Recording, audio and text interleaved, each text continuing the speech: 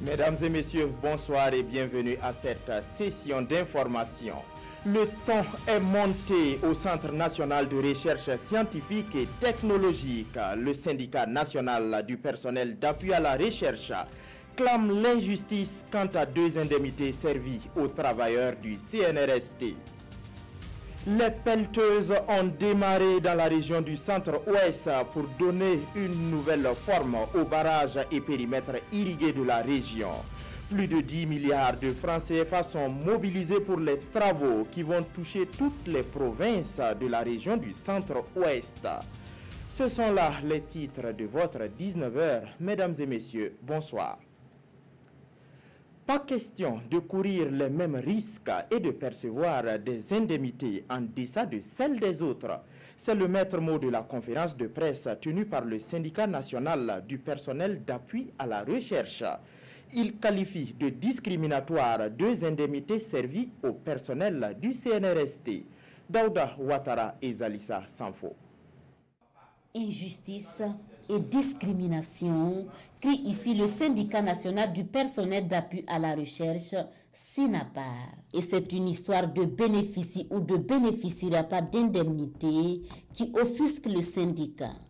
Le décret d'application dit portant fixation du taux de l'indemnité de logement et de l'indemnité spécifique au profit du personnel du MENA et du personnel non enseignant en service dans les structures centrales du MERCI, fruit de lutte de la CNSE, est sujet de mauvaises interprétations au CNRST.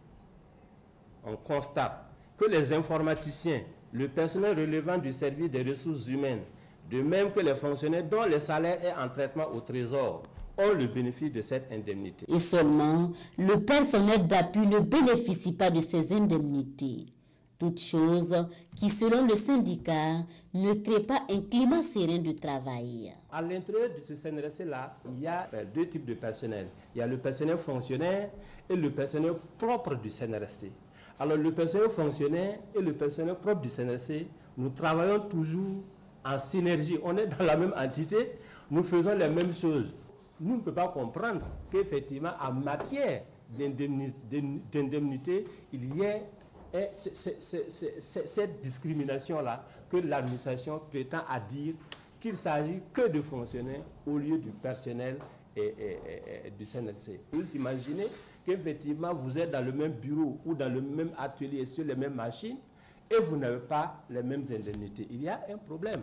Dans tous les cas, cette situation ne saurait perdurer, selon le SINAPAR qui promet qu'il usera de tous les moyens pour atteindre ses objectifs, à savoir l'extension des indemnités à tous les travailleurs du CNRST. Parlons à présent d'une structure du nom de Job Booster. Job Booster se dit être une initiative de lutte contre la pauvreté. Et selon eux, cette lutte se gagne à travers l'employabilité des jeunes. Dans la matinée d'hier à Bobo Dioulasso, ils ont présenté leur stratégie en présence de Lamine Karantao et Kadou Romenki. Contribuer à la réduction de la pauvreté via l'employabilité des jeunes. C'est l'objectif de l'initiative Job Booster. Un projet porté par un consortium d'organisations non gouvernementales qui veulent donner l'opportunité aux jeunes d'avoir un emploi décent. Et ces partenaires qui se sont mis ensemble sont le SPON, NORAD, Warendad, AEDA et puis Credo. Ils se sont mis ensemble afin de booster le travail des jeunes et l'employabilité des jeunes après leur formation. Financée à hauteur de 5 milliards de francs CFA, l'initiative Job Booster va durer 5 ans et s'exécuter dans 3 régions du Burkina, à savoir la boucle du Mouhoun, le nord et les Hauts-Bassins. Cette initiative, en tout cas, est capitale, en tout cas pour la jeunesse de la région des Hauts-Bassins, parce qu'elle va véritablement contribuer à résoudre les questions d'emploi et d'employabilité des jeunes au niveau de notre région. L'initiative Job Booster concerne les jeunes de 15 à 24 ans. Dans sa zone d'intervention, Job Booster veut permettre à 15 000 jeunes d'avoir un emploi ou de s'auto-employer d'ici à 2021.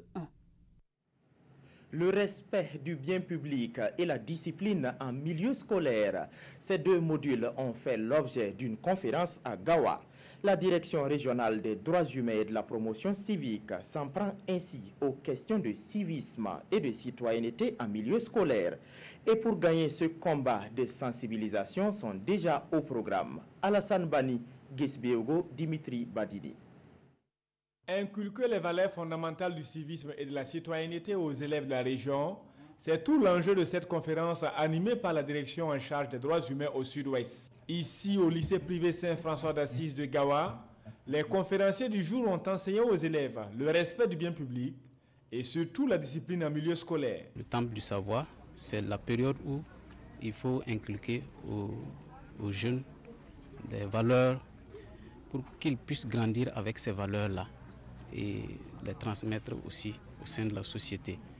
Et dans la région du Sud-Ouest, en tout cas, à notre connaissance, on peut quand même dire que nous n'avons pas d'actes majeurs en matière d'incivisme, mais c'est une œuvre de longue haleine. Les élèves ont nourri beaucoup d'intérêt pour ces échanges directs, un panel qui leur a permis de découvrir le bien fondé du respect des symboles et d'adopter un comportement citoyen. On doit respecter nos drapeaux, comme exemple de ne pas brûler le drapeau national et de ne pas brûler les feux tricolores. De ne pas avoir un manque de respect avec les professeurs et aussi dans la classe, il ne faut pas faire la fraude. Pour la promotion du civisme et de la citoyenneté dans le milieu scolaire, la direction régionale en charge des droits humains du Sud-Ouest compte sensibiliser environ 1000 élèves. Ainsi, après Gawa, elle prévoit également des conférences dans d'autres établissements de la région. De janvier 2016 à octobre 2018, plus d'1,766 milliard de francs CFA ont été investis dans la région de l'Est pour des réalisations socio-économiques. Ces chiffres proviennent du bilan du Conseil régional de l'Est qui s'est soumis à un devoir de redevabilité. À travers cette action, le Conseil veut instaurer un climat de confiance entre élus locaux et population. Seydou Nikiema et Joël Tendambiga. Face aux forces vives de la région de l'Est, le Conseil régional s'adonne à un exercice d'auto-évaluation de sa gestion pendant les 2 dernières années. Une disposition prévue dans le Code général des collectivités territoriales pour garantir une gestion transparente des affaires publiques. Dans le secteur de l'éducation, où il y a carence, le Conseil régional a pratiquement dépensé 1,795 milliard. Dans tous les secteurs, le Conseil régional a travaillé. Nous avons voulu dire ça au public. Voilà, vous avez mis un certain moyen financier à notre disposition. Vous nous avez fait confiance. Voilà ce qu'on a pu faire avec l'argent du contribuable.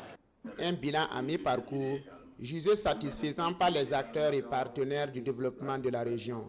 Ces derniers soulignent par ailleurs la nécessité de mettre l'accent sur les projets structurants pour mieux impacter le développement du Goulmou. Il y a eu un grand effort au niveau de l'investissement dans le domaine de l'éducation. Il reste encore beaucoup d'efforts à fournir parce que l'éducation en tout cas, a beaucoup de besoins en tout cas, qui sont encore en attente. Nos attentes au niveau du Conseil régional, vraiment, c'est par rapport à la résorption de nos périodes. C'est un bel exemple que nous voulons inviter à l'ensemble des responsables, notamment dans les collectivités locales, là, à suivre. Parce que ce soir, nous avons été édifiés par les réalisations du Conseil régional de l'Est. Nous les apprécions et ce sont des réalisations qui vont contribuer au développement de cette région. En dépit de l'insécurité et de la faible mobilisation des ressources, le Conseil régional entend investir avec ses partenaires plus de 6 milliards de francs CFA dans les secteurs socio-économiques pour le reste de son mandat. Ils sont en souffrance depuis plus d'une dizaine d'années, mais plus pour longtemps. Il s'agit des barrages et des périmètres irrigués du Boulkiemde, du Ziro, du Sanguier et d'une partie des Balais.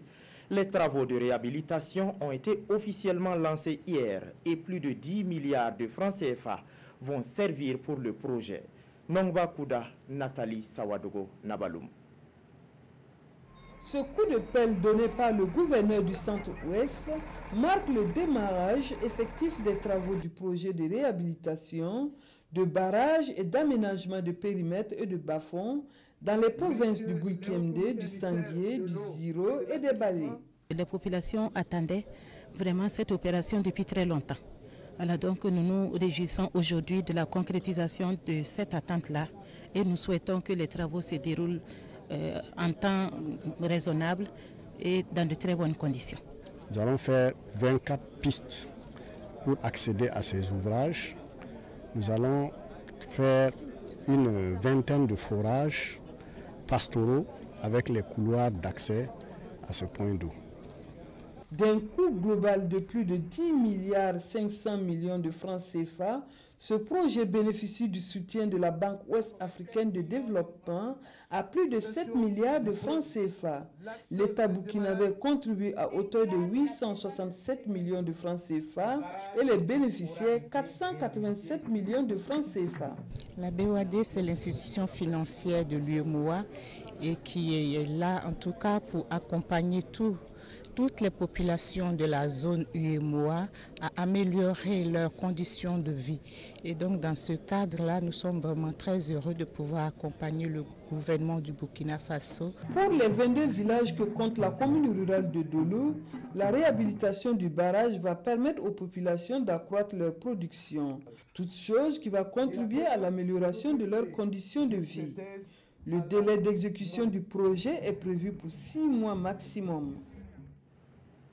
C'est tout pour le 19h de cette semaine. Merci de nous avoir suivis tout au long. Toute l'équipe se joint à moi pour vous souhaiter bon début de week-end. Bonsoir.